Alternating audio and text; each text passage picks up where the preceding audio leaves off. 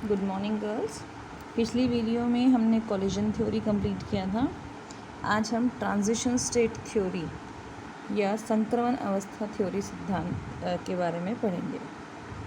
देखिए, इस सिद्धांत के अकॉर्डिंग सपोज़ आपको कोई भी अभिक्रिया करनी है, अभिकारकों से उत्पाद में परिवर्तन होने के मध्य एक सक्रिय संकर बनता है।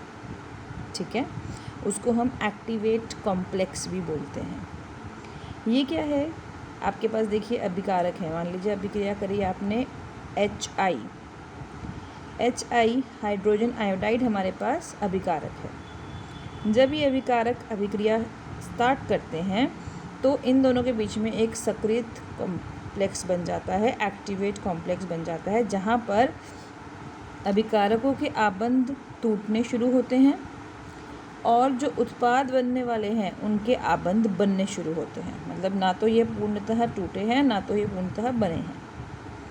जब ये आबंध टूट जाएंगे, ये वाला HI और HI वाला आबंध टूट जाएगा और आपके पास यहाँ पे I है बेटा, मिस प्रिंटिंग है, बुक में चेंज कर लेना।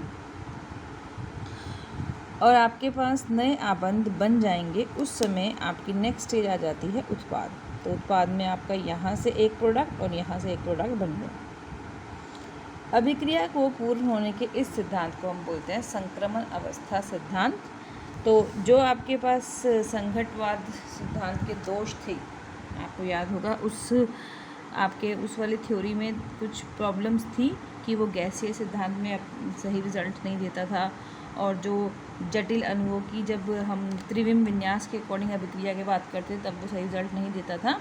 तो वो वाले जो रिजल्ट्स थे, वो जो दोष थे, वो दूर हो गए। ठीक है, नेक्स्ट आता है आपका सक्रियण ऊर्जा। सक्रियण ऊर्जा क्या है? जो आपने अभी सिद्धांत सीखा, एक्टिवेट थ्योरी वाला सिद्धांत, तो अभिकारकों को एक्टिवेट कॉम्प्लेक्स तक ले जाने के लिए कितनी ऊर्जा की ज़रूरत होती है, उस ऊर्जा को हम एक्टिवेशन ऊर्जा बोलते हैं। ठीक है, यह सक्रियण ऊर्जा। तो डिफाइन कैसे करते हैं इसको हम सक्रियण ऊर्जा को? वह न्यूनतम ऊर्जा जो अवरोध पार करके अभिकारक अणुओं को उत्पाद में परिवर्तन करने के लिए आवश्यक होती है, उसे सक्रियण ऊर्जा कहते हैं।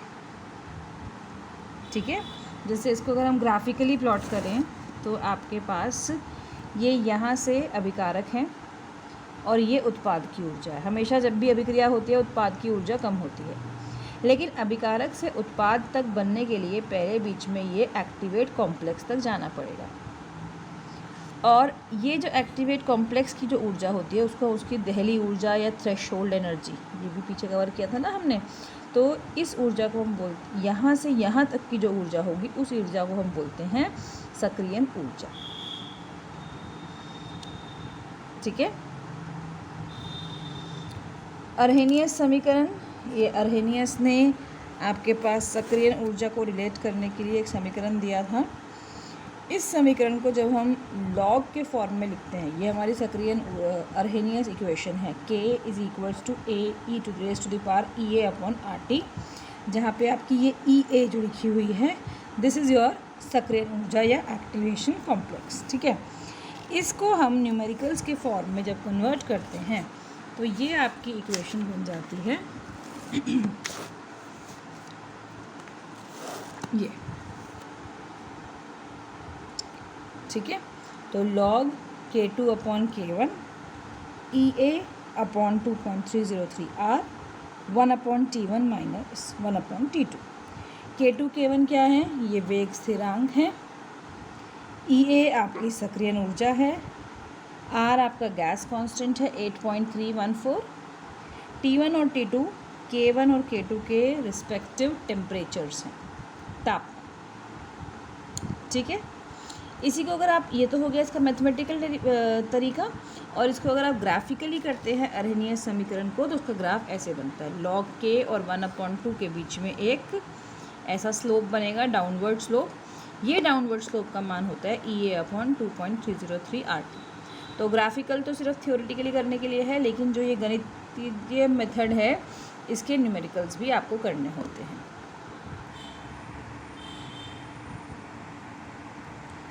इसी बेसिस पे आपके न्यूमेरिकल्स हैं। देखिए एक उदाहरण भी दिया हुआ है, मैं समझा देती हूँ।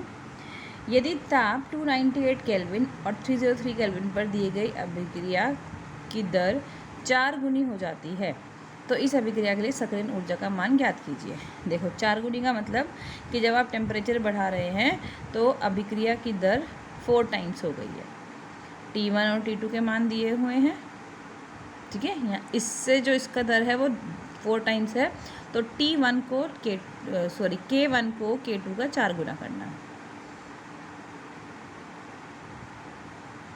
ठीक है। K2 को ये यहाँ पे करेक्शन करना, K2 जब टेम्परेचर बढ़ाया तो दर 4 गुना हो गई, तो आपके पास K2 = 4 टाइम्स K1 आ गया।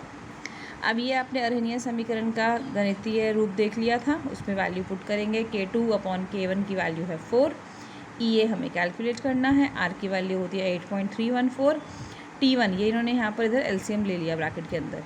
T1 की वैल्यू थी आपकी 293, T2 की वैल्यू थी 303, वो वैल्यूज़ पुट कर दी और पूरा सॉल्व करने के बाद आपने EA की मान पता कर दिया, ठीक है। इस तरह से आपको न्यूमेरिकल्स करने के लिए आते हैं और ये इम्पॉर्टेंट होता है बेटा।